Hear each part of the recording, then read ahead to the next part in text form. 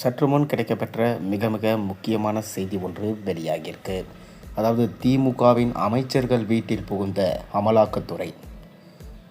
இன்னும் 2026 சட்டமன்ற தேர்தலுக்கு 7 மாதங்களே இருக்கும் நிலையில் திமுக எப்படியாவது ஆட்சியை பிடிக்க வேண்டும் என தற்போது அயராது உயர்த்து வராங்க.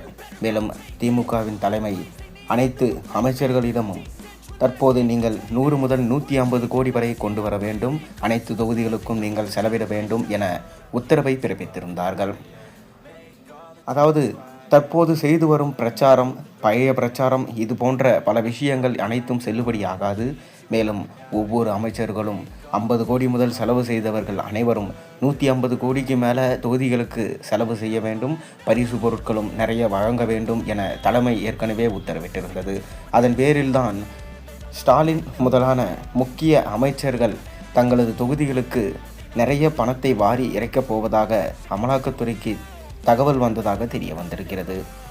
இதனால் அமலாக்கத்துறை திமுகவின் 30 அமைச்சர்கள் வீட்டில் ஒரே நேரத்தில் சோதனை செய்ய திட்டமிட்டிருக்காங்க. இப்படி சோதனை செய்யும் போது பணம் அல்லது நகை போன்ற பல விஷயங்கள் கைப்பற்றப்படலாம் என்கின்ற செய்திகள் வெளிவந்திருக்கிறது. அப்படி ஒரு வேளை கைப்பற்றப்பட்டினால் கண்டிப்பாக 30 அமைச்சர்களும் ஒரே நேரத்தில் கூண்டாக சிறைக்கு செல்லும் வாய்ப்பு இருக்கிறது.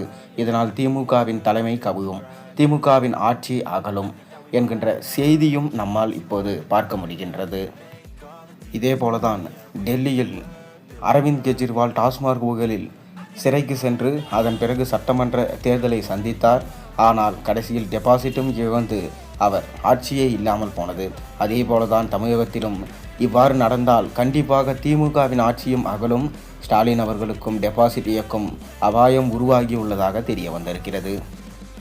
இதனால் ஸ்டாலின் அவர்கள் அனைத்து அமைச்சர்களிடமும் தங்கள் வீட்டில் வைத்திருக்கும் ஏதாவது பணங்களோ, அப்படி இல்லை என்றால் பொருட்களோ அனைத்தையும் பண்ணை வீட்டுக்கோ, அப்படி இல்லை என்றால் வேறு எங்காவது மாற்றிவிடலாம் என்கின்ற யோசனையில் தற்போது செயல்பட்டு கொண்டு வந்திருக்கிறார்களாம். அதனால் அமலாக்கத்துறை இன்று இரவுக்குள்ளவே விரைவாக தனது சோதனைகளை மேற்கொள்ள வேண்டும், ஒரே நேரத்தில் 30 அமைச்சர்கள் வீட்டில் சென்று சோதனை செய்ய வேண்டும் என்கின்ற திட்டத்தை தீட்டிக் கொண்டிருக்கிறார்களாம்.